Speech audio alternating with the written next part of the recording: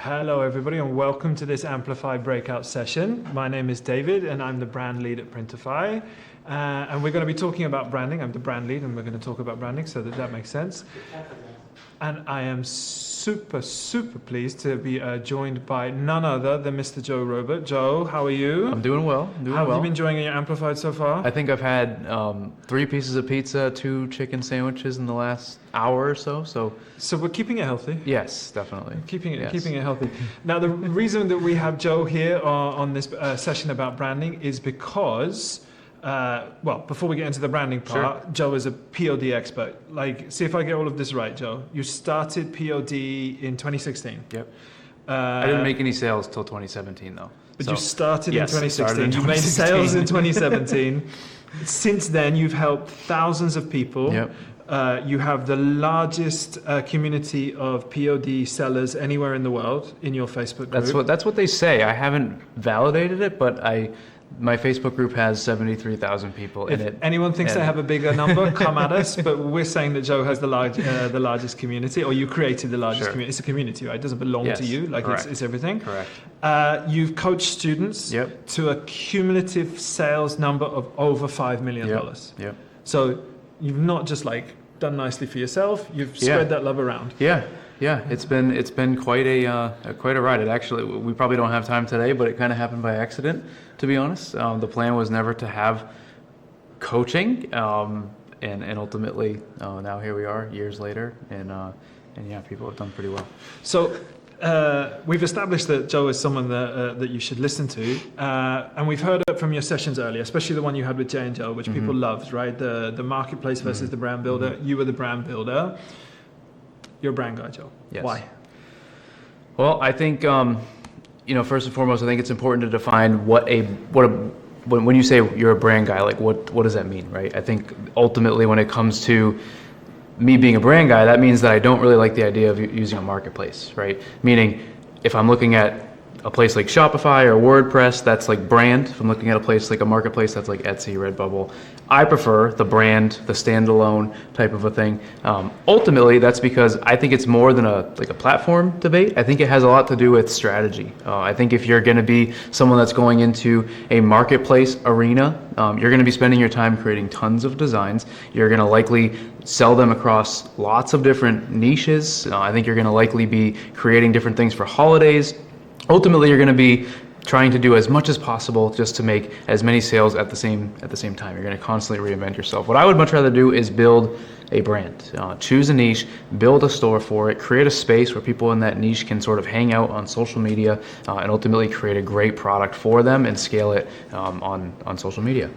And you're saying that I guess that's in part because you love brand and you love that work, like I personally do. But you're also saying it's just a better strategy, especially long term, right? Yeah, definitely. I think I was teasing Jay earlier and saying if this was 4 years ago, there would maybe be someone else from a different platform here. And ultimately, I believe that the brand is if you're getting into POD and you're looking for something that's going to work, not for the next 6 months, 12 months, but like a timeless strategy, then the brand is a great option because people love their brands. And ultimately what we're talking about is creating kind of silly brands, right? Like in a hunting niche or, in a gardening niche or something like that. But it's still a brand. It's still a branded space. And ultimately, yes, that is the way that I would prefer. And I would say, in addition to it being a good strategical choice, it's actually, I think, a better kind of personal development choice because maybe this doesn't always necessarily translate to dollars on the table. But if you are selling on a marketplace, you're selling on your Amazon, Etsy,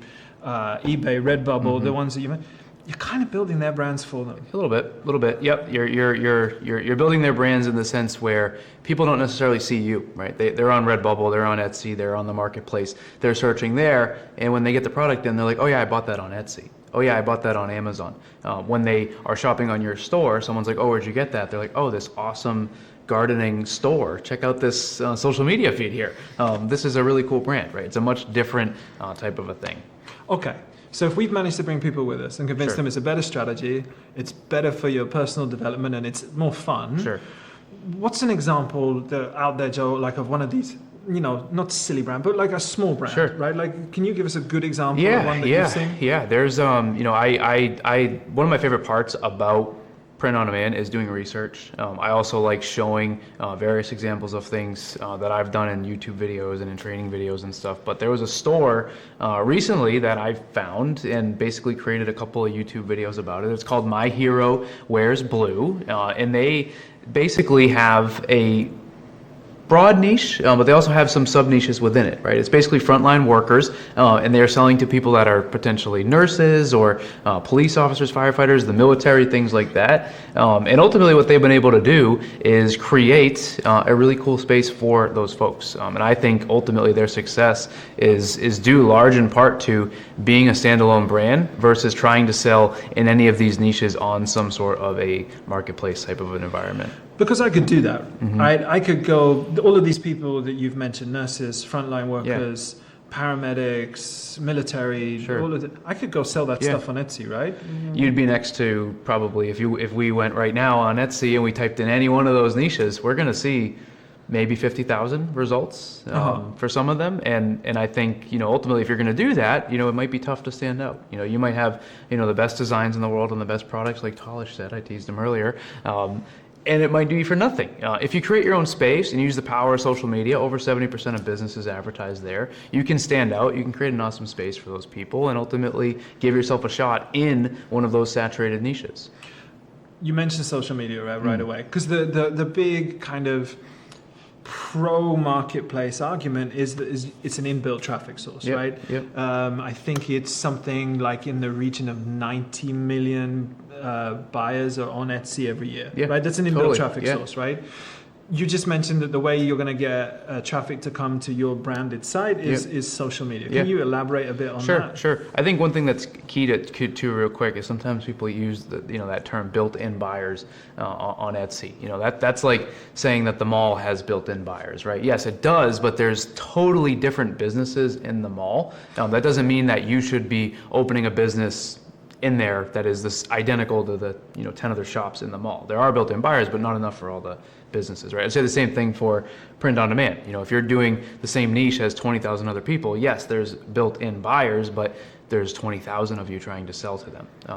When it comes to social media for a brand though, right? Ultimately, what we're trying to do is take people from a social media environment like Instagram, for example, and bring them to the site. I think that all starts with creating a page for your niche. We've all seen this, where if you go on Instagram right now and you're interested in gardening and you go to like the explore page of your Instagram feed, you're going to see dozens and dozens of posts and reels and different things about gardening, because Instagram knows you're interested in that. And some of those accounts are going to be what's called like a faceless account, which is basically an account called like daily gardening tips or something like that. And you go to that page and it basically says curating daily gardening content.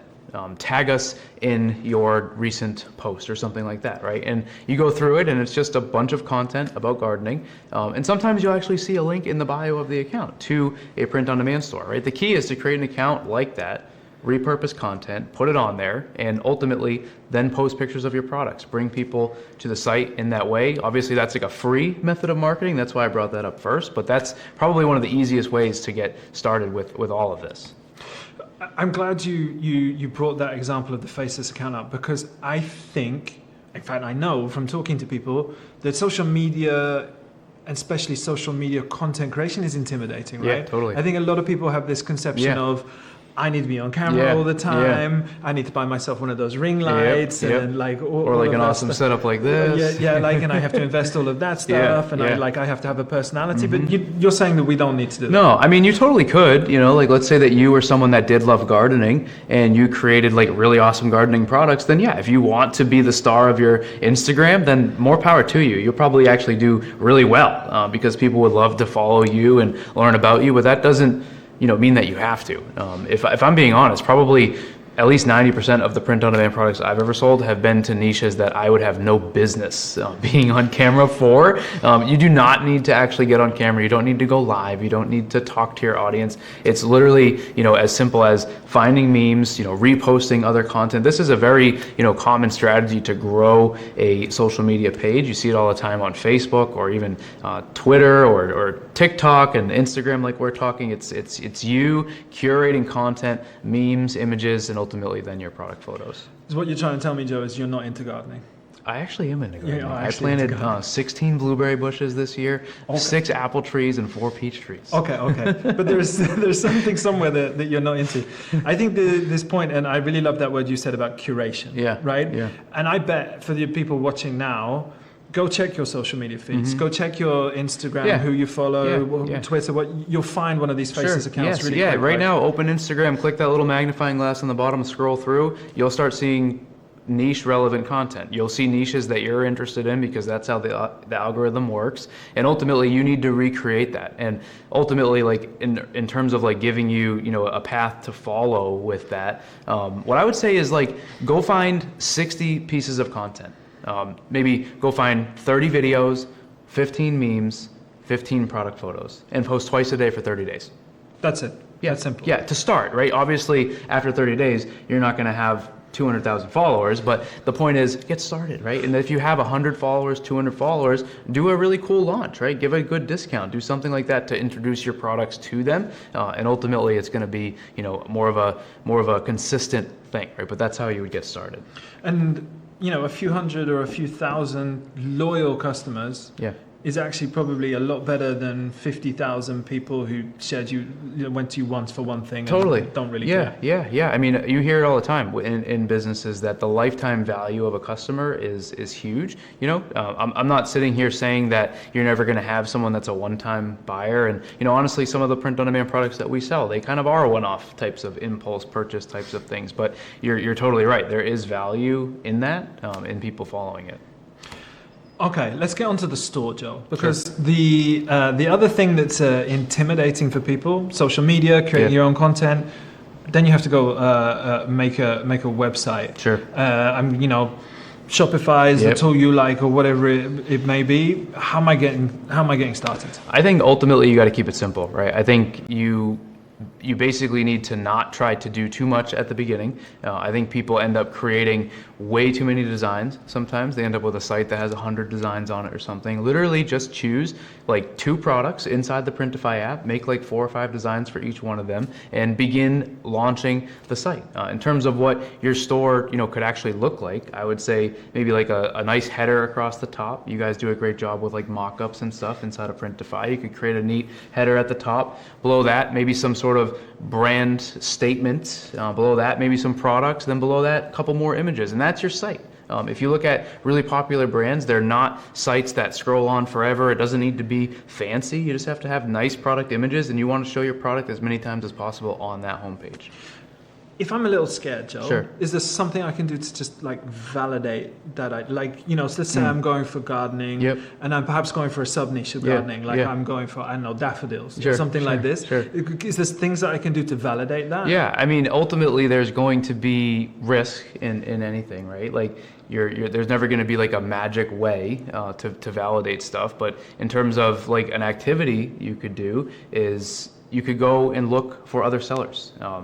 In that niche, right? If you have an idea for a store and you're like worried about building out the entire site, putting in all the work to ultimately maybe fail, what I would say is, can you find any other sites doing something similar to what you're doing? Print on demand is not new at this point. Printify just turned 8, and ultimately there was a lot of print on demand before Printify. So any niche that's like worth trying is likely has some people selling products already in it.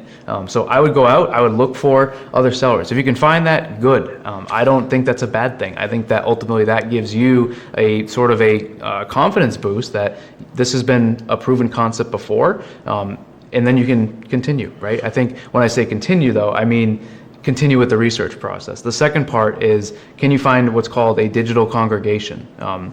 This is a random kind of term that I don't want to say I came up with, but it's a play on the word congregation, right? A digital congregation is where people are congregating digitally. A Facebook page, a Facebook group, an Instagram page, a Pinterest account, a YouTube channel, something like that. If you can find other sellers and digital congregations for your daffodil niche store, then that's probably a cool concept because you found sellers and you found people congregating, right? So I think that would be something that if you found would be worth exploring. So I would look to see if there are other people selling daffodils, right? Like I could do a search across look for the designs. Obviously, I'm going to need to find a design that's going to stand out from them, right? Which Sure. is something we can get into in a bit.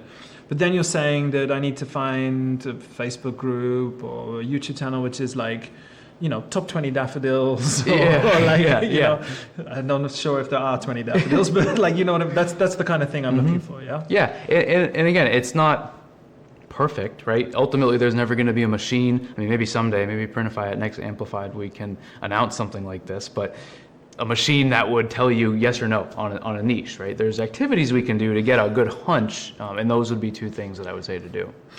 And I'm looking also to build that community around it, right? Like, I've got my daffodil, like, I validated my idea using the things that you told me to do. I should be looking really for a brand to be establishing that kind of community around it, right? Like, so, I mean, you do it with Facebook groups? Or not Facebook groups, Facebook pages, Instagram pages. You technically could do a group for a print-on-demand page. I think depending on the niche, probably more than others, maybe not daffodils, but like if you had like a teacher store, right? You could obviously create a really cool group for teachers. I think that might get into a situation where you might be like spending time yourself in the group as like the face of the group, which might be, something someone doesn't want to do. But in terms of, some other ways to test too, I ultimately like $1 ads. You can go inside of Facebook, you can target people that like daffodils, and you can start spending on an ad. Sometimes that's scary to people because they hear stories of people spending thousands and then ultimately having nothing to show for it. Start with $1, let the ad run. You're ultimately going to see how people are engaging with it. You're not trying to make a sale. You're just kind of testing it, right? You're putting something out there. If you get maybe 20% or more of the people engaging with the ad, clicking the like button, sharing it, commenting on it, that's a good sign. That's a good sign that you've kind of validated the product with the audience that you're showing the ad to. And then from there, maybe spend $5, maybe spend $10, right? The goal would be to then hopefully make a sale, but ultimately starting with $1 is a great way to test on social media. Okay, so I'm coming around to your ideas, Joe, right? Like, I believe in the brand. I don't want to go on a marketplace. I've validated my idea. I've got my little social media curated content up. One of the things you already mentioned is a disadvantage of a marketplace is you're going to have to be creating thousands of designs. Hundreds. Thousands. Lots of stores do have thousands. Sorry, I went straight to thousands. I probably should have started at 100. But a lot of designs, right? If you're building a brand, can you start small? Like, how small can you start? Totally. I would literally say 10 designs. 10? 10. Okay. Yeah, maybe like, let's say you're going to do daffodils and you're going to create daffodil leggings, make 4 designs, and then maybe you're going to do a daffodil, like all over printed t-shirt. Do 4 designs. So 8. Okay. I've seen on your stuff before, though, you kind of steer people away from t-shirts. Yeah. Quite. Why is that? Honestly, just profit margins. Okay. I'm someone that likes to get more bang for my buck, maybe. I'm also someone that likes to utilize advertising and putting money behind great designs. If you are looking to do that and you're selling a product that doesn't make a lot of profit, you might end up in a situation where you're losing money after you spend on an ad. You could also end up in a situation where if you're trying to work with an influencer or something and you're ever giving a commission, you're likely going to have a tough time actually being profitable with that. It's also a way to stand out as well, right? Sure. Like, because there are t-shirts for a lot of things. Yeah. And their leggings are less common, so as well as the profit margin, it's also a way to differentiate yourself. Sure, yeah, and that's why I said Oliver printed t-shirts, because a regular t-shirt, the design goes right here. It's a stacked quote. It's a quote from top to bottom. They all look the same. Oliver print, the design covers the entire thing. You can also charge more money for it. And you stand out there a little bit. Okay, Joe, so I'm starting my 10 designs. Yep. What about the people out there are thinking, right, is 10 designs enough for a website? Like, I think it actually helps. I think it helps in the sense where you seem more exclusive. It sounds oversimplified, but no one's going to land on your store and they're going to say, why does this brand only have 4 leggings that I can choose from and only 4 Oliver printed t-shirts? If they're really cool and it's a great niche, like it's going to be fine. You could almost even say on your store somewhere, like, we love daffodils, and we decided to open this brand this year. Come follow us on social media to follow our journey, right? And you could almost kind of like say, yeah, we're brand new. That's why we have 8 designs. I think actually, if you think about it as well, there's a lot of brands that have succeeded that way, right? They have a specialist product, like Ugg boots, for example, right? Like UGG, I'm sure, I've never, like, people will tell me, but like they have more than boots, Sure, right? But that sure. was their signature one product. Yeah. The other thing I like to compare it to, and I've heard you say this before, Yeah. it's like a restaurant menu, Yep. right? Yep. Like if, for me, like, and you're a foodie too, Yep. but for me, you walk into a restaurant and the menu is 75 different yeah. items, it's Yeah. a red flag. Oh yeah, Right? Totally red flag. Yeah, you go in there, they have burgers, steaks, seafood, pasta, Pizza. and you're like, okay, like what's your specialty, right? Yeah. If you go into a really, doesn't have to be fancy, but just like a place where you're like, yes, this is going to be a good meal. Maybe they have 5 entrees, 5 appetizers, a couple salads, right? What it does is it convinces the person who's arriving on your website that you're special and devoted to that idea, Sure. dedicated to it. People want to buy from people who are really into an Sure. idea, right? Sure. Like you want to buy from someone who's like you, Yeah. even though sometimes you're creating that image, right? Mhm. Because okay, you're into gardening, but you're not into horses or whatever Sure. it may Sure. be. But it kind of convinces people that you are. Sure. Yeah, and ultimately too, you're not going to stop at 8 designs. The point is to get started with those 8. I think the worst thing that people do sometimes is they discover POD, they say, oh, that product's neat. Oh, Printify has this too, and this, and this, and this. And now they have 9 products with 13 designs for each one. They've got over 100 designs on their product, and it's a mess. The point is start slow. Yeah. Build the catalog long term. I don't think you ever need over 100 designs, but maybe someday you add more products, but the point is at the beginning, start slow. Okay, another thing that I hear from people a lot, Joe, right? Yes. I've started small. I've got my 10 designs, social media content curated, all of that stuff. I'm going to need a domain for that store. Mm-hmm. Should I, like, I see people do this a lot. Yeah. Like, I know the answer, but like, how much time do I need to be spending on that domain name? How do I pick a good domain name? Does it have to finish in my product name? Like, let's take an example, right? Sure. Let's say that we're going for a gym niche, Yep. right? And I'm doing prints for a gym, and Yep. like I really want gymprints.com, Yeah. but it's taken, Joe, or it's I don't know, How $2,000. about the printed gym? Okay, My home gym shop. Gym Prince with a Z, maybe, Uh-huh. .com. Ultimately, what I'm trying to say is keep it simple. Sometimes people spend, weeks perseverating on a domain name. Ultimately, the domain name is never going to be something that's going to be the difference between you making 0 sales or 100 sales. Choose a niche relevant domain name. If you're doing something specific with different types of products, try to maybe feature those in the name as well. And ultimately, if you spend 10, 20 minutes typing in different things, you'll likely find one that's available. and you can use AI tools, right? To Totally. help you generate those. Yeah. Right? You could go literally to your favorite, ChatGPT or something. Hey, give me 25 brand names for a fitness brand selling hoodies, joggers, and leggings, and it would give you 25. And then you're kind of looking at which one of those is the best value for money. Yeah. Don't Yeah. Oh, yeah. buy the $10,000 Right. Oh, yes. one, Yes. right? Like, Yes. don't do that. Yeah, and if anyone doesn't know what that means, if you go on a domain search engine, someone might own like thegym.com, and they don't actually do anything with it. They're just trying to sell it. I see people all the time say like, "Oh, the domain I want is for sale. It's $1,000," and I say, "Well, why don't you just change the S to a Z and buy the one for 99 cents?" Yeah. It's really rarely worth it. Yes. I mean, if you get super huge, go out and buy it. Treat Sure, yourself, but sure. like, no, it's Sure. really not worth it. Sure. Okay. So I've got my domain, and you've already said this, Joe. Like, I can make a simple homepage with a banner, feature collection, short, that's enough. Yeah, I basically refer to it as what's called a minimum viable store. It kind of takes the concept from the business world of like MVP, a minimum viable product. I think at the beginning, get that header on there, some products, a brand statement, maybe another couple sections on the store that have different images showing the products. And yeah, you're never, I mean, when's the last time you went on a store and you were like, oh, this homepage feels a little empty? As long as it's clean and simple, that's what it's supposed to look like. A homepage is a brochure, basically, that you need to open, click through to learn more. And all of these websites, whether it's Shopify, Squarespace, Wix, WordPress, they have great templates. Totally. You stick to those, it's kind of difficult to Yeah, go wrong. yeah, right? totally, Like, totally. just follow the basics. I mean, you could go wrong if you made spelling errors or typed in something weird on the site or something like that. So, obviously maybe talk to someone if you're, not super familiar with the niche, or even just have someone else look at it before you go public. I've seen people miss, really, really simple spelling errors and things like that. And then that's just going to be, not a that kind of hurts your reputation and your professionalism, right? Sure, Your perception sure. of it. I like what you just said about talk to someone, and it's actually a thing that I, as someone who works in brand, do a lot, right? And I spend a lot of time looking at web pages and trying to get the conversion up on a page. And it happens to me, like in all of the jobs I've worked at, someone will go, David, this page isn't converting. Sure. Like, try and tell us. And I'll look at it, right? And like, conversion is, part optimization of UX and things, but a big part of it is brand as well. Sure. And I look at it, I go, yeah, of course it's not converting, because you've got copy that is irrelevant to your niche. They don't care.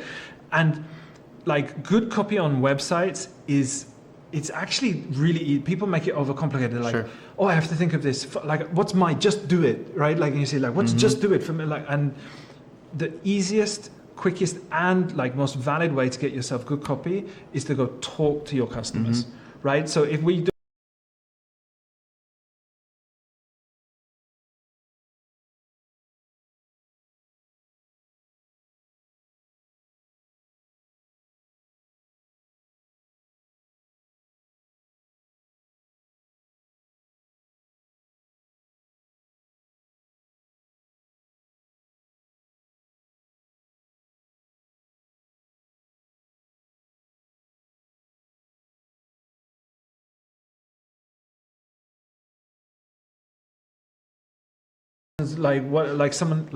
just call them up, like, I know, buy them a coffee. That's actually a really good way. Go buy them a coffee, socialize Bring them with some people. daffodils. Bring them some daffodils. Buy them a horse. No, don't do that. It's too expensive. But like, sit down and talk to them and say to them, like, why are you into this niche? Yeah. What do you like about it? Why do you like this over like? And then some part in that conversation, record it. Right, ask their permission. Don't do it covertly. Ask their permission. If you're on a Zoom call, record it, or just take your phone with you and do a voice memo. And then I guarantee you, at some point, if you ask the right questions about why they're into the thing they're into, that person's going to give you the marketing copy to go on your website. Yeah. Like, they're going to say, for example, daffodils like are the sunshine of my life, or something like that. But it's real, right? Don't push them to say it. Don't artificially create it, but just probe. They'll say something. It's the banner on your website. Taken care of. Done. Yep. Even sometimes what I say is try to think of like subtle ways to bring stuff like that in. So like, there was someone that I was working with. I'm not going to like reveal their store or their exact niche, but it was something to do with like the sports world. And instead of creating like a generic satisfaction guarantee on the site, they called it the All-Star guarantee. Ultimately, that's going to be a much more, niche-friendly way to sort of talk about something that might seem a little bit formal, Yeah, and it's speaking the language of your customers, right? Totally. All-Star games is what they go to. Like, you could, I know, if you're doing like a baseball promotion in April, is it April that the baseball season starts? Yeah, opening days in April, Opening day sale. Yeah, totally, right? You're speaking the language of your customers. They think, oh, you get me, they're more likely to buy from you, right? Totally. Another thing you can do, and I've heard you say this before, is go see what other people are doing. Yeah, totally. Right? Go see what other brands are doing. If you have a good niche, there's going to be other stores out there. You could go model them. Obviously, don't like copy them. You don't want to duplicate what they're doing. But just like Jay said during our debate, or this was actually not during the debate, but he said it today on the other panel. He said success leaves clues, right? If you're finding another store that's doing well with stuff, try to emulate what they're doing. Maybe in terms of the products that they are selecting, right? Maybe there's a specific product for the niche that might be underserved. You could use that. Maybe there's ways that they're structuring their homepage, or even their social media content you could use as a reference as well. Yeah, and actually I'd like to bring in a branding authority on this. There's this fella who used to work for Apple, I believe. Was quite good at marketing and branding in general.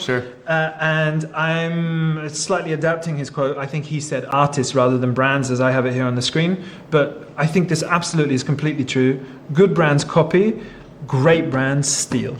Right? You go look, you find someone else, and you take it. And let's be honest, right? There's very few creative ideas out there that aren't inspired by, are taking from, are informed by something else. Right? Like, even like if you think into your favorite movies or something like that, like a Tarantino, he's so informed by like all of these other things that have come before him. Right? And it's absolutely acceptable for that to be the way for yourself. You can't all-out copy. Totally. I think sometimes, especially new people, when they hear stuff like that, they might, maybe not like that feeling, but it's okay. Like, you're not stealing. You're using them as a reference to get inspired. You're building upon it. You're using it to validate your idea. Happens with music, happens with movies, happens with inventions throughout history, and ultimately, Steve Jobs said it perfectly. Good artists don't copy, they steal, or whatever the quote was. It's almost midnight, and I forgot. You got the purpose of it. I want to go back to social media for a second, Sure. Joel. How many of these social media sites are like? Because we've got TikTok, Yeah. right? Yeah. We've integrated with TikTok today. Yeah. You've got whatever Twitter's called these days, Snapchat, Facebook, and Instagram. You've mentioned. Somebody in the production room earlier told us that we had to be real at some point. That's the one I have not heard of. I'm on LinkedIn for work stuff. Yeah. Instagram just launched Threads. Like, I need to be on all of these. Yeah. No. I said yes, but no. I personally have only ever used Facebook and Instagram for print on demand. I'm not saying you couldn't use the other ones. I think if you're in a niche that is on LinkedIn, give it a shot. I think if you're on a niche that it could work really well with Twitter, give it a shot. I think Instagram is a great platform, especially for organic growth. You can make a post on Instagram, and obviously this is not going to be like an every time thing, but you can make a post on Instagram, and it can go viral. Images, short form videos can go viral on Instagram very, very well. To answer your question, no, you don't have to be on all of these platforms at once. I think the key is to really go find where your buyers are hanging out, right? Yep. Which is we've been saying that really for most of this session. You can't possibly, as an individual store owner and like business owner, which is what you are now, you can't be across all of those things. Sure. I see it all the time, like even with companies you can't be across all of those things. If you go check the Printify presence, we're not on all of those things. Sure. Like we don't have a Snapchat presence, not really. We barely have a Threads. Like we've claimed the page, so no one else takes it. Yeah. But like we're not doing a whole lot. Maybe we will. We definitely are not on Be Real. Yeah. Absolutely. Or Pinterest. I think we have an account, but we don't do all that much on it. Yeah. I hope my boss isn't watching this. But to your point, though. Pinterest, I don't know the exact number, but it's something like 70% or more of Pinterest user bases are women over 35. If that's your niche, go there.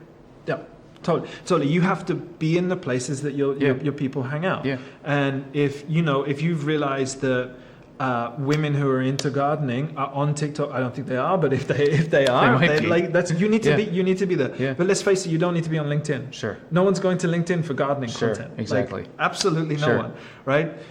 But you like Facebook and Instagram as good places to start. Yeah. Is that because they're kind of easier, or? I think that they're just more natural. I think ultimately for me, the biggest way that I've grown print-on-demand brands has been with Facebook and Instagram ads. So naturally for me, that's also the organic route as well.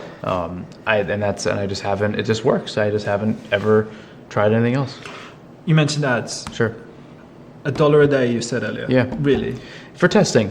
Okay. Yeah. You're not going to start an ad for $1 a day and then end up with 10 sales. But the idea is if you want to get into the world of paid advertising, you don't need a big budget. You don't need to start an ad for $50 a day. I think a lot of times people have it in their head that they do. That you can, if you're paying to play, then you need lots of money, right? The idea is to start with $1 and scale, right? If you start with $1 and you're getting engagement, that's an ad that you should keep running. Maybe switch it to literally switch it to a $5 ad, let it continue to run.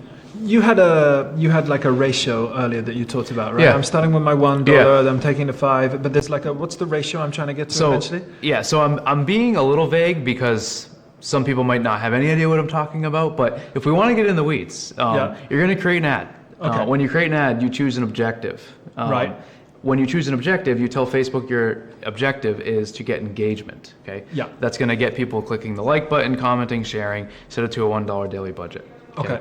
If you run that ad and it spends $1 and you get 20% engagement, meaning 20% of the people that are seeing the ad are clicking the like button or commenting or sharing. It's almost like putting a billboard on a highway. As people drive by, you have your picture of your product. You say, honk your horn if you like this. And then you're counting the horn honks. If 20% or more honk their horn, you have a great design with a great audience, and you should spend more on that ad, right? And before, again, I'm being a little vague because some people might not have any idea what I'm talking about. We don't have it in front of us, but when I say create a new ad, switch it to $5, what I'm saying is create a new ad, and instead of choosing engagement as the objective, switch it to sales as an engagement or as an objective. Inside of Facebook, there's 6 different objectives. When you switch to sales and you're now at $5 a day, that's when the buyers are found. Gotcha. I have this mental image, Joe, of you hanging out with a big like billboard and just like a printed out mock-up. Go and click every time you get a horn as you go by. Maybe in a past life you would have done it that way. Another way to get people interested in your product, I think a really important and really effective way that you do after what you start with that $1 a day because for your testing, but when you're getting a little bit more mature and you know what you want and you really know that niche and you have that little bit of community, influencers is a great way to go. Totally, right? totally. The dream scenario for any print-on-demand brand is to have influencers selling their product for them. Ultimately, for me, what that would mean is creating a network of affiliates, people out there, like let's say you're in the gardening niche doing daffodils, and you find someone on Instagram named Becky, and her account's like Becky Gardens or something like that, and Becky makes like awesome content about gardening. How awesome would it be to give Becky some samples of your products, and then you create a discount code for Becky. Maybe it's like Becky25. She can now show your products to her audience, tell them to go use code Becky25 on your website, and if she does that and they do make a sale or they do make a purchase with her code, Becky will earn a commission. You can set all of that up inside of your site, and ultimately that is how you can grow a brand to really, really, really cool levels. Yeah, that's a kind of a next level thing, but I think it's a really kind of North Star for people to head towards. And it can be so effective because that influencer has that authenticity with your niche that you can't buy, right? And like that thing that you're doing a little bit with curated content, they've taken that to a bigger level and you can just tap into it. It's beneficial for you because your product gets to the influencer with the authentic voice. It's beneficial for the influencer because they get merchandise that their audience is going to love. And it's beneficial for the audience because they get everything and they get something they love from someone that they enjoy following. And like, it's, if you end up wearing a t-shirt and it's like, I love this t-shirt, like, and we all have them, or leggings or whatever it may be, it like, you're happy for it's like, I love this t-shirt, it's my favorite t-shirt. Think about how often you say, it's my favorite t-shirt, right? Like, so it's a really positive virtuous circle. Joe, there's one last thing that I need to and want to talk about. When you're building a brand, that connection with your customer is absolutely key, right? And you can do that with your ads and your content or whatever, but your customer buying experience, the better you can make that, the more dead on you can make that, the more effective you're going to get return customers, right? Which is a really good thing for any business. Of course, lifetime value, right? Like 2 purchases rather than 1. One of the ways that you can do that, of course, is to have neck labels and inserts and other, like, look at all of the top brands, right? Unboxing videos, right? That's a thing. And unboxing videos are a thing because the customer experience and people want to share, and then people want to go get that customer experience. The bigger the brand, like, your Gucci's or your Givenchy's or like, those, they have incredible unboxing experiences.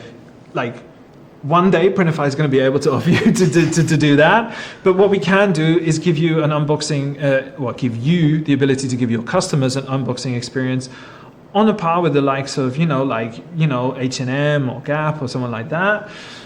So actually, in the little bit of time we have left, I just want to take people through how I'm gonna do that. So some of this is new. So like, hopefully I can convince you to add it to your store.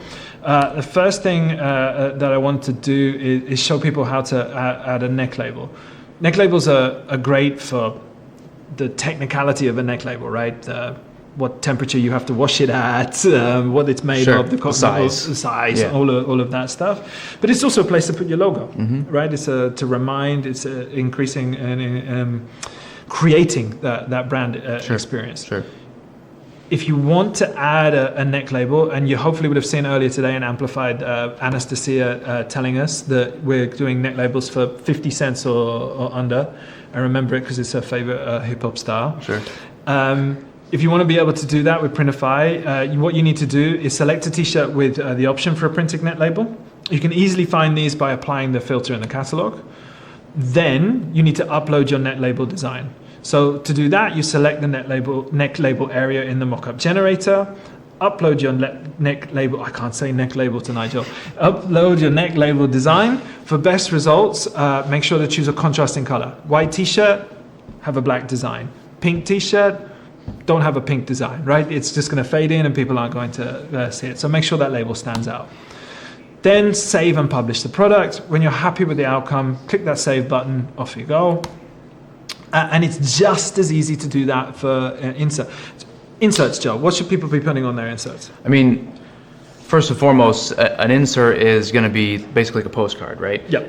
You don't want to just put "thank you for your purchase." I would say, if I was going to tell you the perfect strategy for all of this, would be to give them some sort of call to action, right? So let's say that I open my package, there's a little postcard printed insert in there. Maybe there's a discount code for a future purchase, but also tell them to tag you on social media in a product photo or something like that, and you will reach out with a discount code or something. Like, tell them to do something so that way you can ultimately get, maybe a social proof out of it, or again, another sale with a discount code.